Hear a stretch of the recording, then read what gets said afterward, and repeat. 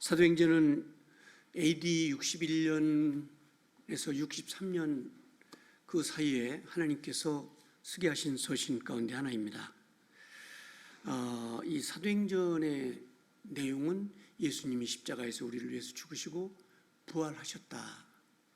그래서 그 증인이 된 누가가 기록한 굉장히 아름다운 서신이라고 하겠습니다. 최고의 지성인 사도 바울은 AD 34년 다메스커스에서 예수를 만나고 어마어마한 환상과 그리고 하늘의 이적을 봤다고 사람들은 공부도 하고 설교도 하고 많이 들어왔습니다. 그런데 그 어마어마한 다메스커스의 명령은 이겁니다. 사명이에요. 그 사명이 뭐냐면 예수님이 우리를 위해서 죽으시고 부활하셔서 살아나셨다. 그 사명입니다. 그거를 증거하라는 것인데요. 그 사람들은 대부분 막 놀라운 무슨 간증 또 체험한 거 이런 것에 전부 다 그 초점을 맞춰서 설교하거나 또 막 그런 것인데요. 제일 중요한 게 뭐냐면 예수님이 부활하셨다는 것을 전하는 증인이 되는 거라는 거예요. 예수님이 마가복음 10장 45절에 말씀을 하셨는데 자기의 사명에 대해서 말씀을 하세요. 그 사명은 신비한 게 아니에요. 자기 목숨을 대속물로 주고 자기를 믿는 사람들은 영원히 사는 영생을 얻는 것이다. 그게 이제 그의 예수님의 사명이었습니다. 어린 나이에 예수를 믿고 산상수훈, 마태복음이죠. 5장 7절부터 있는 그 산상수훈 그 말씀을 어린 나이에 읽다가 사명을 받아요. 이 사람이 누구냐면 대한민국의 슈바이처라는 장기려 박사예요. 의사예요. 자기는 그 어린 나이에 이 말씀을 읽다 은혜를 받았어요. 하나님이 너 뭐 할래? 예, 하나님, 저는 하나님이 저를 사랑하시는 것을 증거한 사람이 되겠습니다. 저는 내 인생의 그 사명으로 여기고 가난한 사람과 그리고 불쌍한 사람들을 치료하고 예수님을 전하는 사명자가 되겠습니다. 그래서 하나님이 도우셔서 그 어린 나이에 그렇게 기도했는데 의사가 됐어요. 여러분 잘 아시죠? 장기려 박사, 한국의 슈바이처예요. 의사가 돼서 불쌍한 사람들을 치료해주고 그 사람들에게 예수를 전하고 그렇게 살다가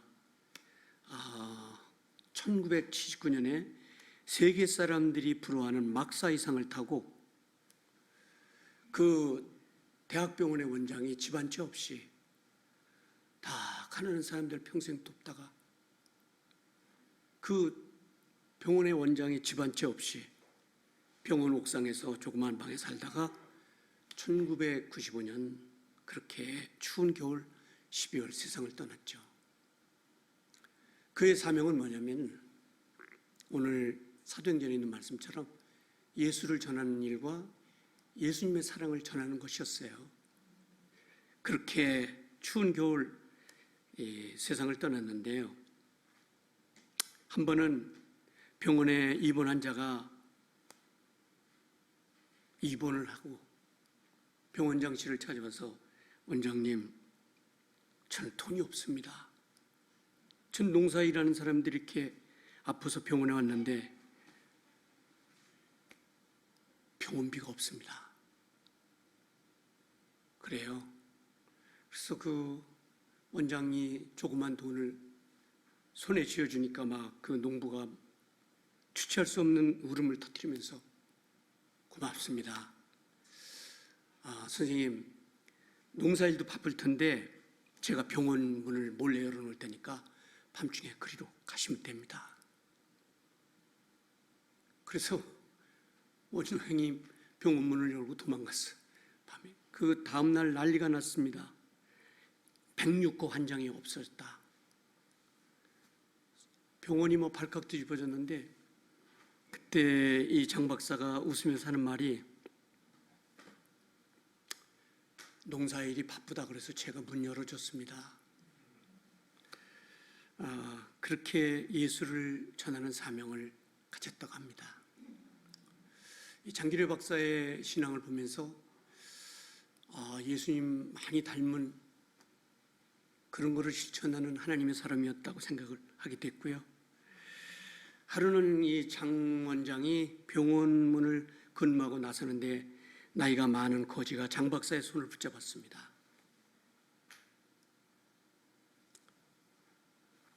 죄송합니다. 오늘은 제가 가진 돈이 없네요.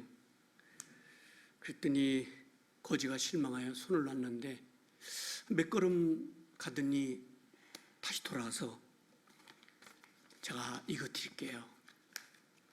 이거 수표입니다.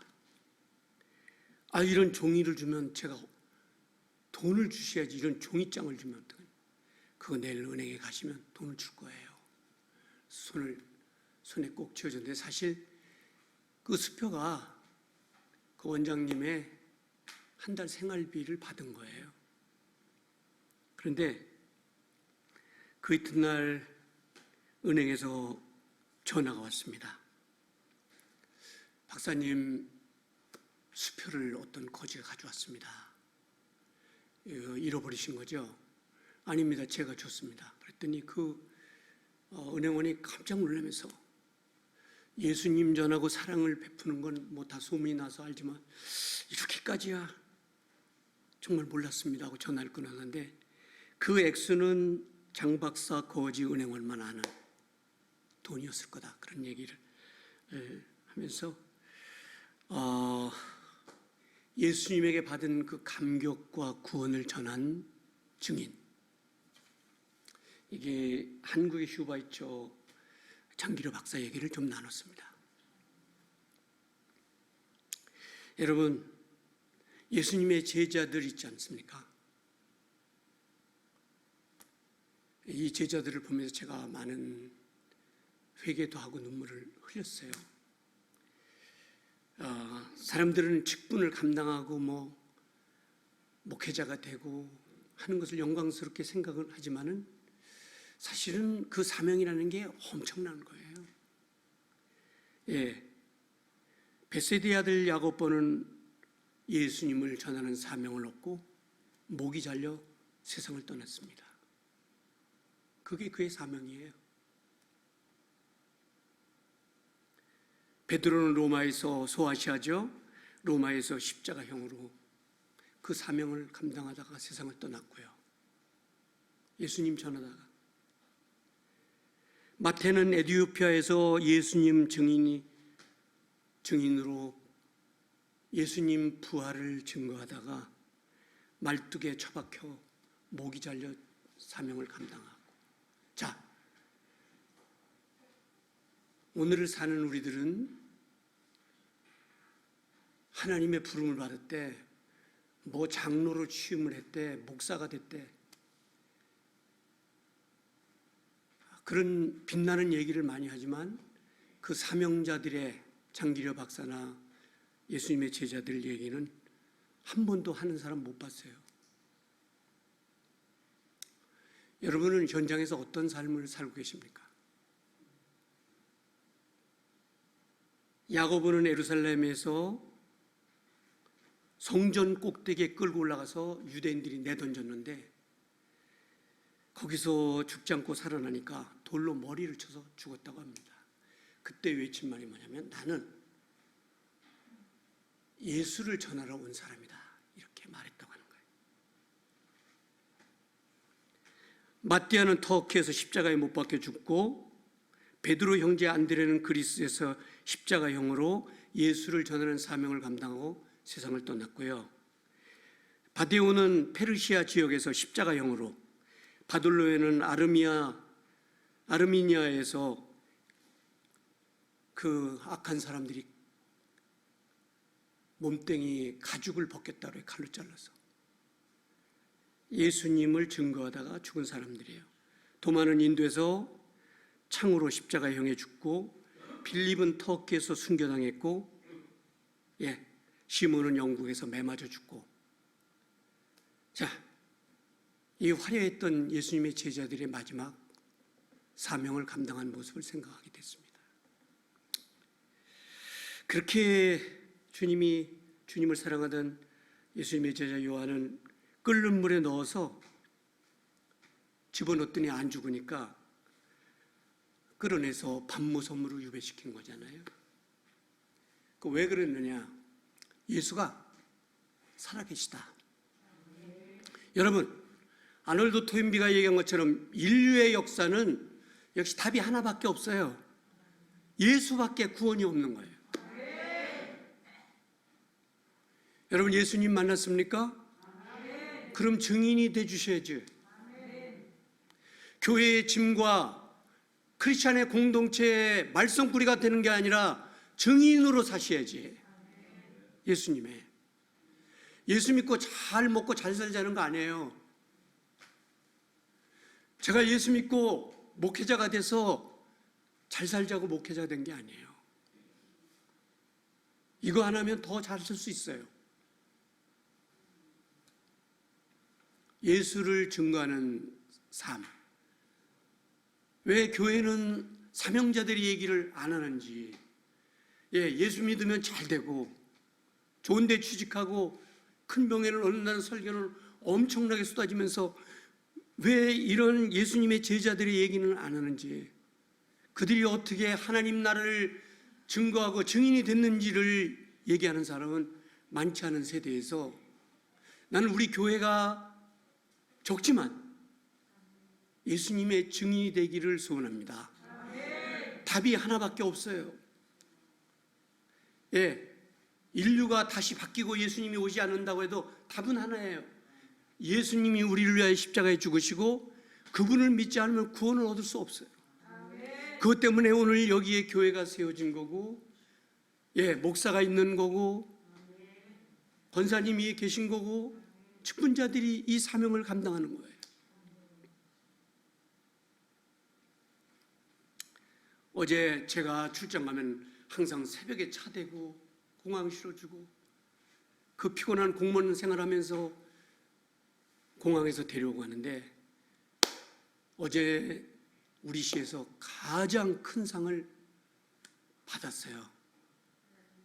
우리 신 회장이. 그것도 청년상.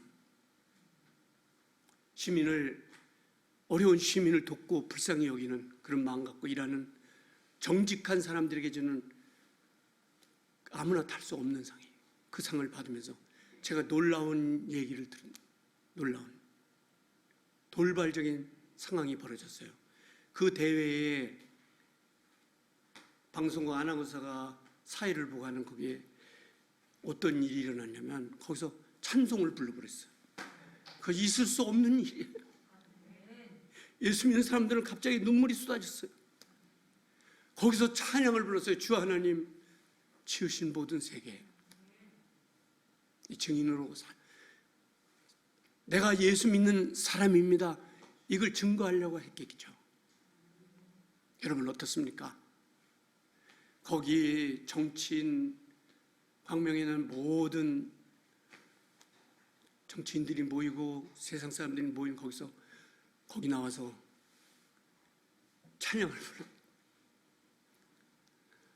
나는 예수 믿는 사람이라는 것을 증거하는 거죠. 제가 잘했다 그랬어요.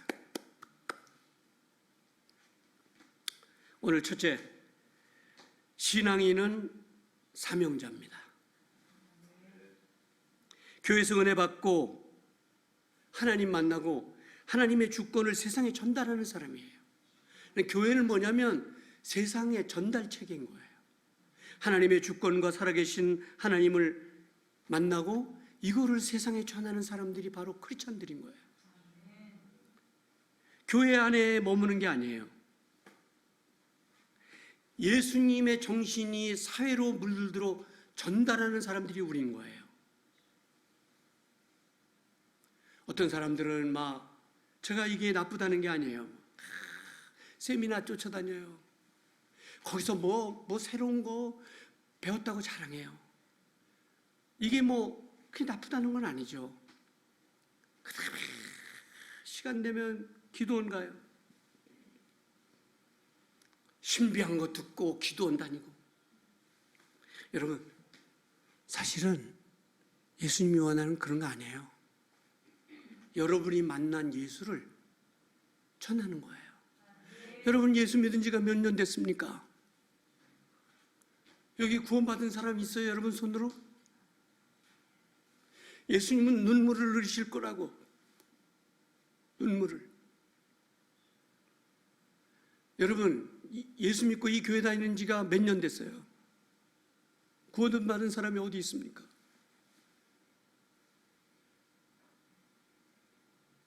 기도원 운동 좋아요. 세미나 공부하는 거 좋습니다. 성경 공부 좋아요. 그러나 여러분, 예수 믿고 예수를 만났으면 증인이 돼야 돼요. 이걸 주님이 기다리고 계신 거죠. 여러분, 가장 신비한 체험이 뭔지 아세요? 사람들은 막 신비한 체험, 신비한 설교, 그게 뭡니까? 예수님이 살아났다고 말하는 게 신비한 체험이에요. 오살리 기도원, 우리나라에서 가장 큰 기도원이에요. 거기서 일하시는 목사님이 전화가 왔어요. 강 목사님, 이번 8월 말에 오살리 강사로 좀 모시겠습니다. 제가 이게 한마디로 그랬어요. 저는 그런 설계할지 모릅니다. 근데 굉장히 그분이 전화를 끊으면서 충격적인 얘기를 했어요. 누구 때문에 구원 얻었습니까? 예수님 때문에 구원 얻었는데 그 얘기 와서 하시면 되는 건데 무슨 설교 탓하냐고. 응답은 안 했지만 굉장히 충격을 받았어요. 목사님 예수님 때문에 구원 얻으셨잖아요. 그 얘기 하시면 되는 건데. 죄송합니다. 예수 만난 이 놀라운 복음을 세상으로 돌려보내야 되는 게 이 광산교회의 책임이에요.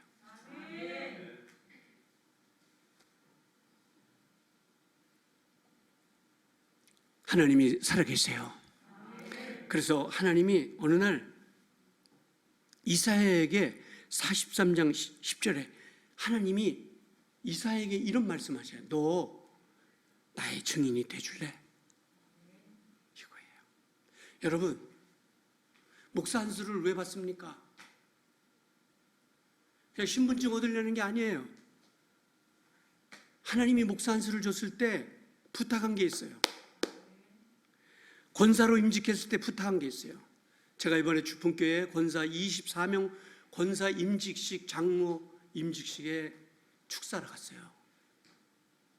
제가 간단한 축사했습니다. 예수님 증인 돼주세요. 그리고 교회와 목사 배반하지 마세요. 이런 얘기 간단하게 했어요. 보니까 그분들이 막 몇백만 원씩 가지고 큰 버스를 사놨더만요. 여러분, 권사 임직 받는 사람들이 큰 버스 사놓는 게 중요한 게 아닌 거예요. 예수 전하는 게 중요한 거예요. 너 나의 증인이 돼줄래? 이사야 43장 10절에 말씀하셨습니다. 여러분, 아브라함 설교 많이 드시고 교회에 처음 나온 사람도 아브라함이 누군지를 잘 알아요. 아브라함은 BC, 비포 크라이스트 2166년에 태어난 사람이에요. 메소포타미아 갈대아 우르에서 점장의 아버지 밑에서 부유하게 자랐어요. 근데 어느 날 누가 전도했는지는 몰라요. 하나님을 만나요. 그리고 어느 날 하나님의 음성을 들어요. 근데 이런 설교를 많이 들었어요, 사람들. 그리고 이런 설교를 많이 하는데 저는 달라요. 아브라함이 메소포타미아에서 부름을 받아서 믿음의 주상이 됐다. 여러분, 그것 때문에 하나님이 메소포타미아 갈대아에서 아브라함 부른 게 아니에요. 근동 세계에는 하나님을 몰라 이거를 아브라함을 통해서 전달하는 거예요. 하나님이 계시더라. 여러분은 어디에 사십니까? 거기에서 예수님이 살아계시다는 증거를 하셔야 되는 거예요. 막 사람들은 요셉 설교를 해요. 꿈 얘기만 해요. 11별이 절하고 11단이 절하고. 여러분, 그건 맞아요.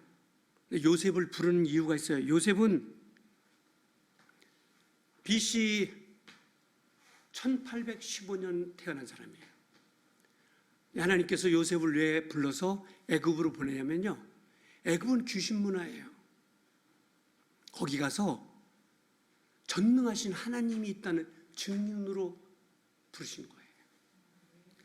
무슨 노예로 팔려가고 막 숱한 얘기를 많이 해요. 형들의 미움을 받고. 그것이 하나님의 작품이에요. 왜 애굽까지 내려보냈느냐? 하나님 모르는 애굽에 가서 하나님 살아계시다, 거기서 보여줬잖아요. 보디발 집에서 사건을 사람들은 엄청나게 꾸며서 얘기를 해요. 왜 보디발 집에 갔냐? 왜 감옥에 갔는가? 그게요, 하나님께서 작품을 만드신 거예요. 하나님이 없는 문화에 가서 하나님이 계시더라. 그 요셉이 나타난 게 뭐냐면 하나님이 살아계시다. 하나님이 살아계시다.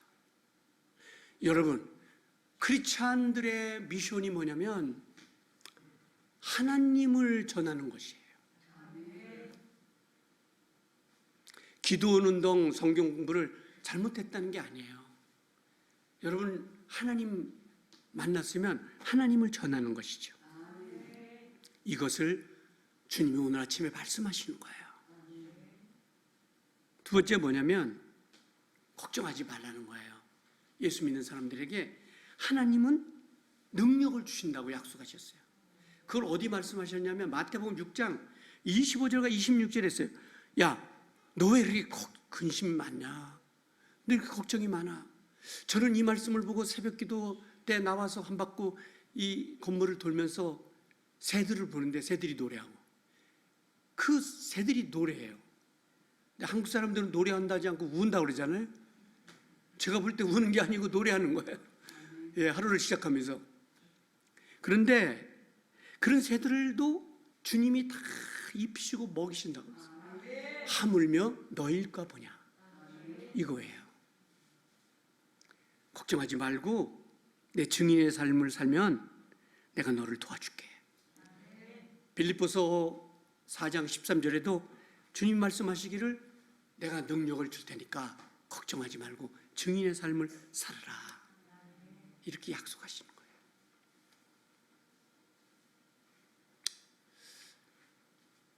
우리 신회장이 아침에 메시지가 왔어요.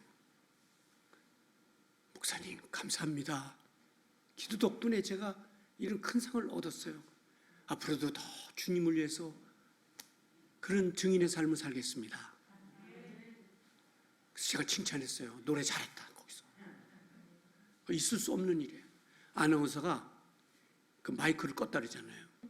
방송실에 연락해가지고 찬송 못 나가게. 그래서 계속 불렀대요. 증인, 나 예수 믿어. 니들 예수가 뭔지 알아? 여러분은 어디에서 사시는지 관계없이 그 일을 하시면요, 하나님이 우리 삶을 책임져 주세요. We life responsibility. 하나님이 책임져 주신다.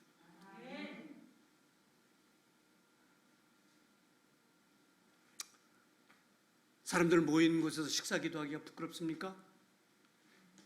사람들 모인 곳에서 내가 예수 믿는 사람이라고 말하는 게 부끄럽습니까? 네. 그렇게 하면 우리 교회는 주님이 원하시는 사명을 감당하는 교회가 되는 거죠. 끝으로 성도들이 사는 삶의 현장은 우연이 아니에요. 그곳에 도착하면, 그곳에 있으면 예수를 전하는 거예요. 제가 국회에서 초청을 받았어요. 예배를 인도하라. 그래서 갔었어요. 야, 국회에도 예배가 있네. 그래서 한 의원님께 전화를 받고 가서 놀란 게 뭐냐면, 갔더니 우리 그 시청 교회만한 그 국회 지하에 예배실이 있더라고. 거기 갔더니 막 무릎 꿇고 그 의원들이, 예수 믿는 의원들이 막 손들고 막 부르짖는데, 그래도 이게 대한민국이, 제가 감동을 많이 받았어요. 그래서 한 의원님 세상 사람들이 우리 많이 욕하지만 그래도 저희들 최선을 다해서 기도하고 전도하고 있습니다. 너무 감사하더라고요. 여러분, 직장, 학교 우연히 있는 것이 아니라 거기서 하나님이 나를 거기 보낸 사명자라고 생각하고 거기 전하는 거예요. 우리 교회가 이 사명을 앞으로도 더 잘 감당해야 되겠어요. 우리 교회가 적지만 경찰 가죠, 시청 가지, 보건소 가지, 이렇게 예수가 살아계시다는 전하는 그런 아름다운 주의 성도들이 되시기를 축복합니다. 여러분, 윌리엄 월퍼포스라는 사람이 영국 국회의원이에요. 그가 얼마나 똑똑한지 여러분 인터넷 쳐보시면은 얼마나 똑똑한 사람인지 나와요. 이 사람의 이름이 윌리엄 월버포스. 27살에 국회의원이 되는데 굉장히 뛰어나고 사람들에게 존경을 받아요. 그래서 당당히 지역구에서 국회의원이 돼서 국회에 들어갔는데, 거기 가서 막 그 의정 생활을 하는데 어느 날 담임 목사님을 찾아왔어요. 목사님, 저희 더러운 정치를 그만하겠습니다. 국회 갔더니 너무 더러워요. 우리나라는 아주 깨끗하죠? 왜 웃어요? 이 국회를 여기 그만두고 이 추악한 국회를 보고 전 더 이상 국회의원을 하기 싫습니다. 목사님, 제가 신학교를 가서 목회자가 되겠습니다. 그랬더니 그 담임 목사가, 아니다, 하나님이 너를 거기 사명자로 보낸 거야. 나오지 마. 거기서 사명을 감당해라. 그래서 아멘하고 거기서 선한 영향력을 끼치면서 세계의 가장 뛰어난 국회의원으로 올라서고 많은 동료 의원들을 전도한 사람이 된 거예요. 여러분, 어디서 일하십니까? 저는 실업자예요. 실업자면 집 앞에 나와서 전도하셔요. 거기서 예수 그리스도를 전하는 사람이 되시기를 축복합니다. 여러분, 실업자 하지 마세요. 저 찾아오시면 제가 복지관에 보내드릴게요. 거기 하루에 1,500명씩 오세요. 그 앞에서 커피 마시면서 전도하세요.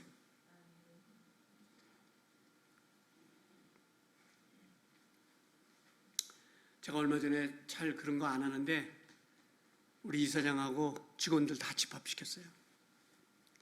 너희들 우리가 뭐 하는 사람인지 알지? 고개 숙이지 말고 들고 얘기해봐.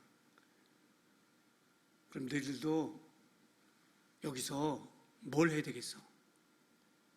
시간 나면 그 어려운 할머니 할아버지들이 전도해야 되잖아. 그 얘기를 처음 해봤어요. 이게 국회가 너무 더러워서 여기 못 다니겠습니다. 그게 아니고 거기서 예수를 전하는 것이에요.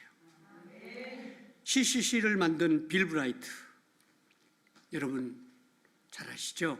예수 전도단. 로덴, 이 빌 브라이트와 로덴이 한 얘기가 뭐냐면, 우리는 세상을 책임져야 된다, 이렇게 얘기했어요.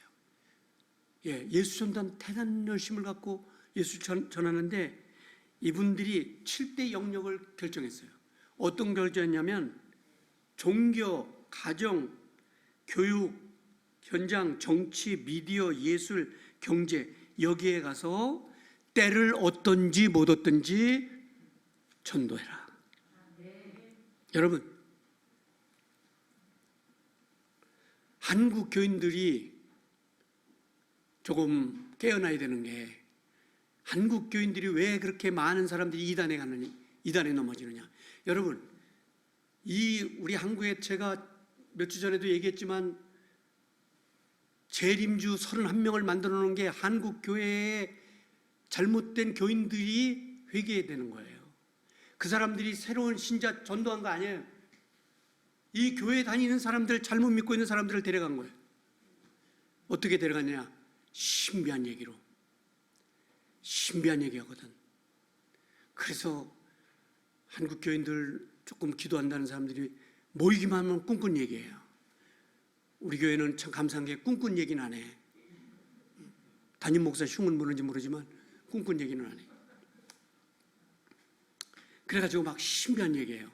신비한 설교, 신비한 체험, 그리고 이제 막 비판해요. 그러다가 정상적인 교회를 떠나서 그들에게 쫓아가는 거예요. 그런데 여러분, 신비한 체험만 갈망하지 말고 한 영혼을 구원하는 사명을 감당할 수 있는, 교회에 똑똑한 사람들 많아요. 막 비판도 하고 그렇게 아는 것이 많아. 그런데 예수 믿고 한 사람도 구원한 사람이 없어요. 여러분, 앞으로 어떻게 하려고 그래요? 하나님 나라에 가서 한 사람도 구원한 사람이 없어요. 그런 열정도, 오늘 설교는 담임 목사의 설교가 아니라 God voice, 하나님의 음성이에요. 더 늦기 전에, 더 늦으면 전도 못해요. 더 늦기 전에 이 사명을 잘 감당할 수 있는 하나님의 사람들. 오늘 그 한국 슈바이처 장기려 박사가 얼마나 많은 사람들을 구원했는지. 아까 좀 얘기 드렸지만은 이렇게 구원. 오늘 사도 바울도 다메스커스에서 하나님의 음성을 듣고 AD 67년에 로마에서 순교하기까지 예수밖에 구원자 없습니다. 예수 믿으세요. 예수 믿으세요. 그래서 기독교는 움직이는 교회다. 기독교는 움직이는 교회다. 증인의 삶을 살면 하나님이 축복하세요. 그런 성도들, 그런 결심을 한 아침이 되기를 축복하고, 하나님이 그런 결심을 하시면 굉장히 기뻐하실 거예요. 1, 2분 동안 통성으로 기도하겠습니다.